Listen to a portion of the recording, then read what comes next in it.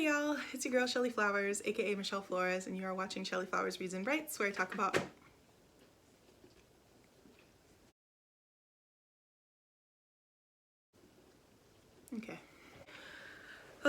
where I talk about all things related to reading and writing.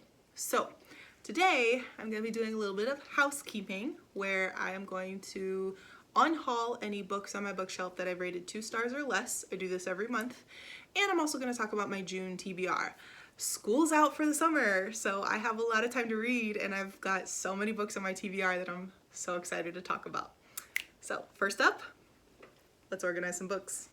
Okay, so here we have all of the books that I finished in May. I am going to keep 4 of these, but I'm getting rid of 1, so I'm going to go ahead and pull that out. I'm getting rid of that book because I rated it 1 star, and you can see why. I'll put it in the cards above, but basically I just didn't like that book. And now I gotta make space for these, and then any books that don't fit in my bookshelf, once I add these in, I take them out, get them out.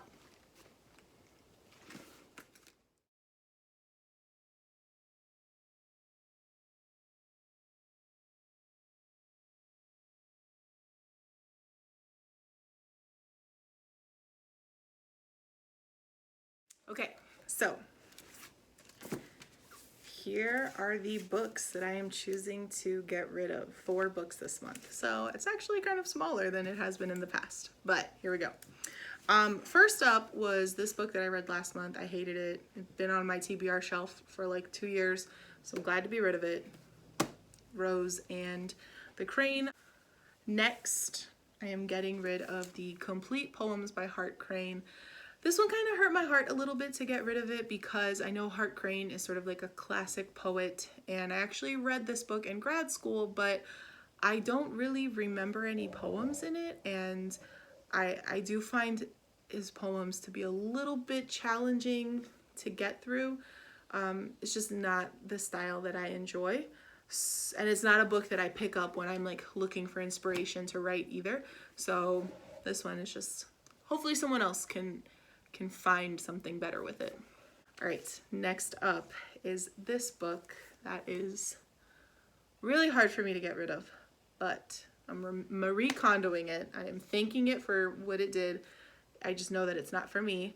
This is Are You Afraid of the Dark by Sidney Sheldon. Sidney Sheldon was my mom's favorite writer, and she passed away 9 years ago. So I've had this book since then, and I just remember not...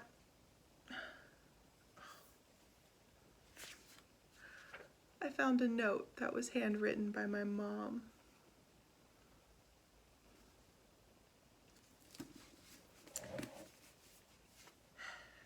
I'm gonna keep this.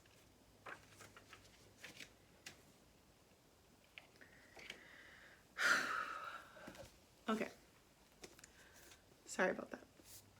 But this book, it was not that difficult to read. I just didn't like the writing style. I tend to not like these sort of, I think this is technically a thriller, but it was very predictable and also didn't make sense at the same time, which I think is kind of a hard thing to do, so kudos to this guy. But yeah, it served its purpose, and I will keep the note that I found from my mom, but I am not gonna keep this book. I will let someone else enjoy it.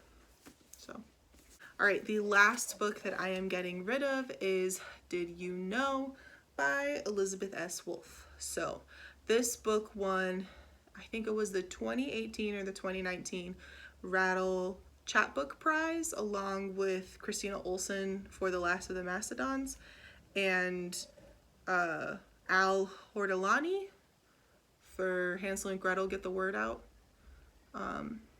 I talked about them in an 8-hour readathon video, and as well as my poetry video, so I'll link those above in the cards. But this book, I just don't really remember anything about it. I read it last year, and it didn't impress me that much, so I don't really need it. Chapbooks, it was only $6, so kind of a good deal. Okay, so now we're gonna get into the part that I'm really excited about, which is the books that I'm gonna read this month.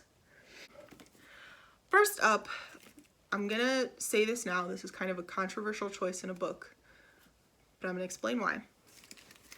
The Mists of Avalon by Marion Zimmer Bradley. I know that this author is incredibly problematic, and problematic is not, like, I kind of hate that word because it doesn't really do it justice. She was incredibly harmful to the people in her life, and yet she was also one of the most influential women in terms of high fantasy, and, you know, including women in that perspective. And so this is a situation where if I've had this book for like 15 years, it's just been sitting on my TBR shelf. And as I was like cleaning things out during quarantine, I found it. And I kind of went back and forth on whether or not I should read it. I still have very complicated feelings about reading books by problematic authors. And I won't go too much into it in this video, but a part of me wants to say, no, I will never read a book by a problematic author. And then another part of me wonders if that's really the best way to do it. It's not as if by purchasing this book, I will be supporting the author, because the author is, one, dead, and two, their estate has chosen to donate any proceeds they receive to abuse charities and things like that. So I don't know, I'm very conflicted. This is something that I would like to see in the comments if you have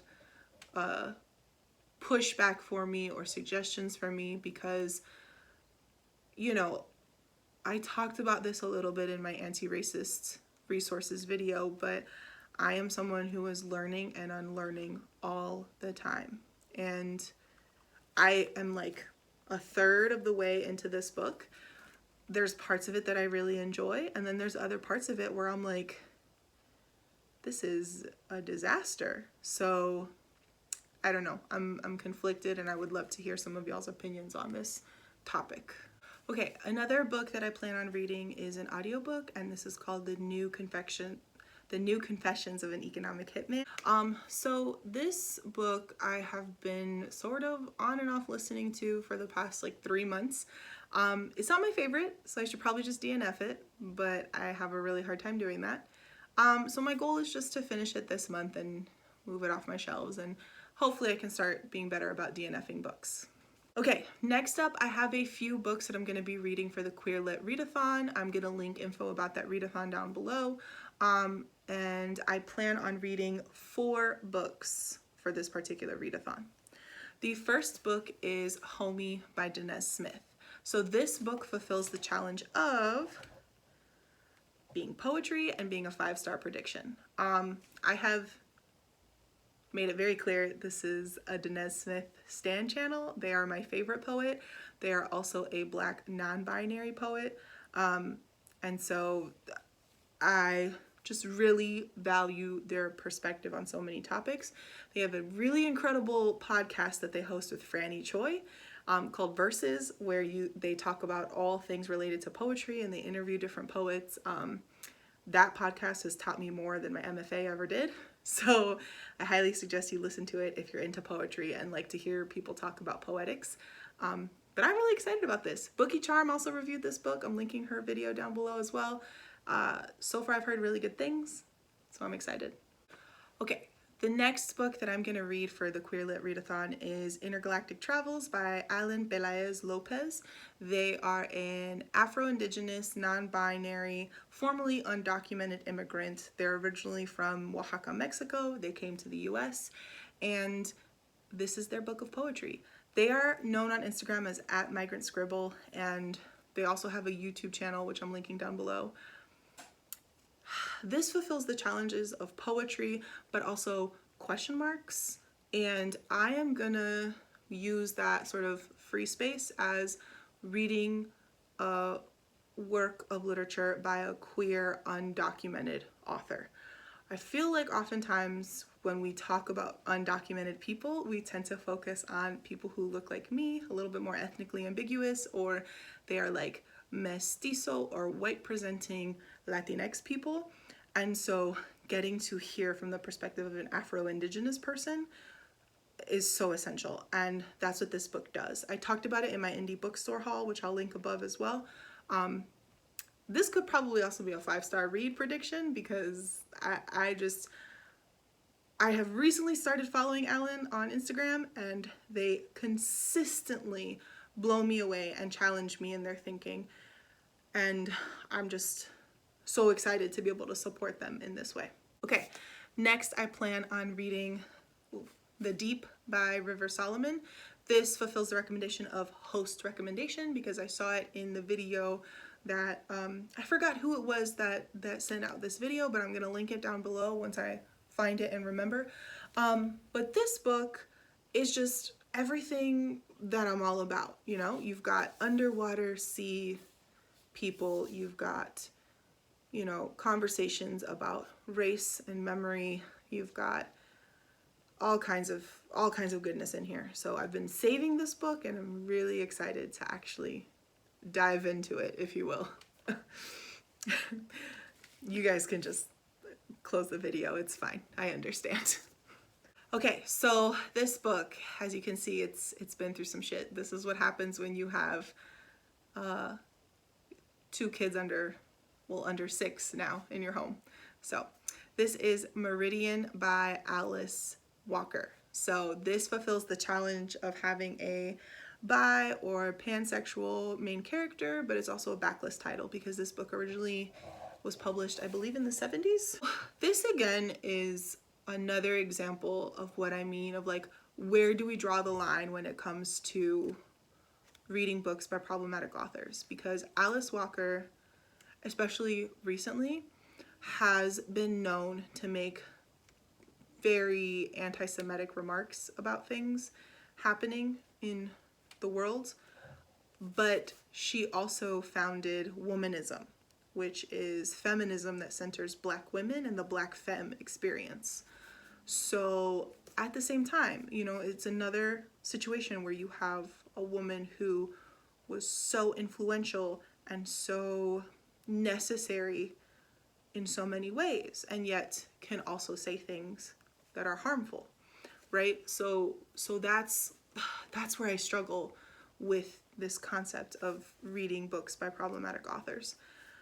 That being said, Alice Walker is also just like one of the great literary voices in our country, and given everything that is happening in our country right now, I think it's really important that I read this book and give it what it's due. So those are the books that I plan on reading for Queer Lit Readathon. That's 4 books in 1 week. I don't know if I'll realistically be able to do that on top of the other books I plan on reading. But I do plan on reading them in June, which is Pride Month. So even if I don't finish it all in 1 week, I will try to read it all before the month ends. Now, there's 3 more books that I want to talk about, because, you know, apparently I've just got all the free time this month. And this is for the Caribbean Challenge, I think it's called. I am a Caribbean descendant person. My family comes from Cuba, and when I saw this challenge, I was immediately like, yes, I need to get on this. And then I looked at my TBR shelf and I realized I actually don't have very many books to read by Caribbean authors. So again, this is where I need to push myself in my reading. Like, I'm very quick to pick up a book by Elizabeth Acevedo, but, you know, other than that, how many Caribbean authors do I actually read? Truth is, not many. So that is where I need to push myself. The books that I am reading for the Caribbean Challenge are all books by Cuban authors or books that center Cuban culture, because I'm Cuban, you know? Diversity.